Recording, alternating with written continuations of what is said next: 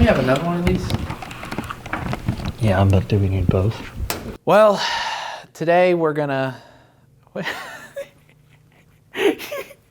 You're freaking me out, man. You keep adjusting something. I don't see it. Whatever. So, a lot of times I think about my life and how little time I have left. I realize, I spend a lot of time painting miniatures when I paint them. And I really want to get faster. And I figured, what better way to get faster than on miniatures that don't really matter. So we're gonna paint Zombicide today.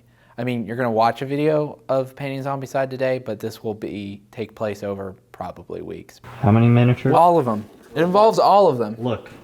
All. Look back there. All these. Oh, snap!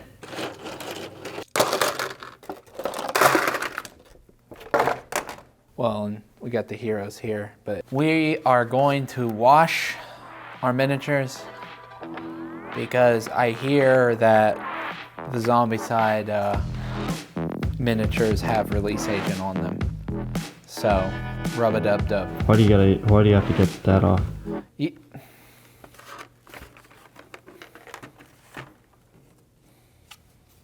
Thomas. You got to get the release agent off. I guess it has stuff on it to make it slip out of the mold, like Pam. I think they spray Pam on it, basically. They just spray Pam or Crisco. Do they make aerosol Crisco?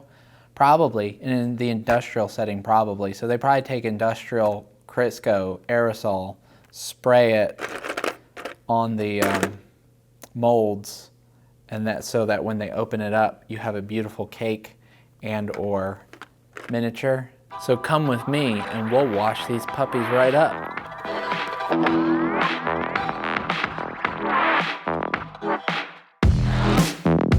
Here we are at the washroom where we like to wash our miniatures.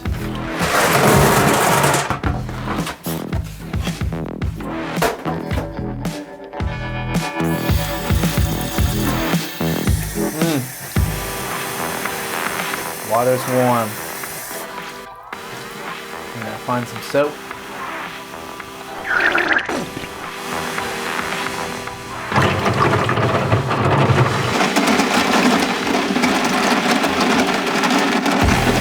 You're missing one.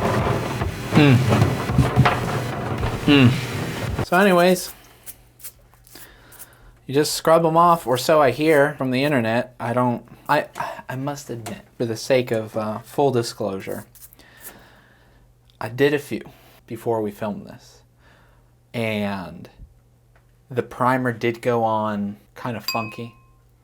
It kind of left this odd texture, and that might have been the release agent. So if the primer goes on better or smoother on these, then I'll know it's the release agent. If it goes on well, if the Rust-Oleum goes on well, we'll do some investigative journalism. If not, this is all going to get cut. Unless it doesn't, because I don't edit this. So, bon appetit. What you do that for eating, what do you do for washing? So I found something very interesting. Spray painted a few figures here. Maybe we'll get a close-up of them. Maybe we won't. Pumper, if you remember, get a close-up of these. Well, not now, obviously. Yeah, the paint went on a lot more like I would expect, or how I'm used to it going on. So it does seem that Zombicide miniatures do have some kind of chemical still left on them. Primer would go on it, but it would have a rough texture to it.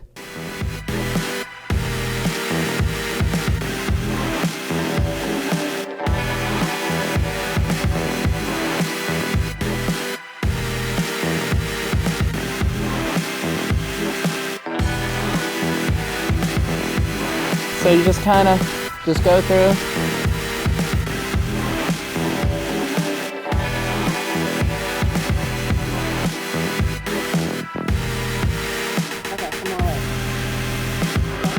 There you go. There you go. There you go. There you go. Yeah! we just get to look and see. Cool. Oh, we missed a bit. Oh, some of the ones on this end, yeah, are a little faint. There you go.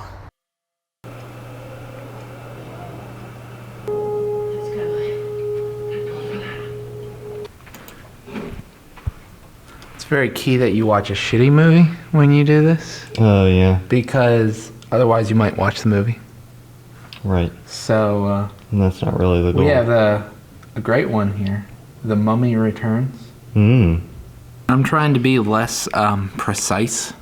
Because I actually just now, I just spent like way too much time like doing all that.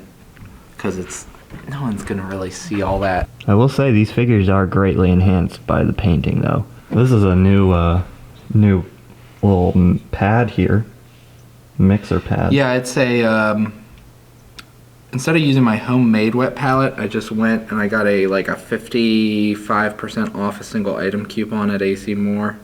There's really no point in going there unless you have a coupon. So you kind of just watched a few Sarastro tutorials and then adapted. Yeah, I mean, your the more and more I paint, the less I'm like reliant on tutorials. Like, I don't mind the way he does eyes when I can pull it off and get like a little bit of an iris color. It really is quite nice. I can't do it yet. All the expressions are kind of inadvertent at this point. But I think the more I do it, I have the potential to do that. Whereas if I'm just like, oh, white, black dot, white, black dot, then it's just never going to happen. This concludes side A of cassette 1 of the Zombicide painting series. To continue listening to the series, please flip the cassette over and press play.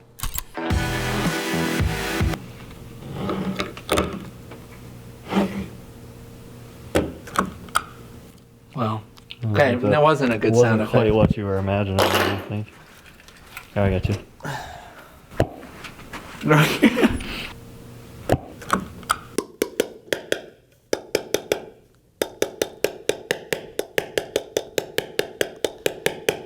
Now, if you don't have a mallet readily available, most of us have a hammer. You can just put your hand here. That will take the very directed force of the hammer, spread it much like a mallet will. So, either way. That's a tip. Yep.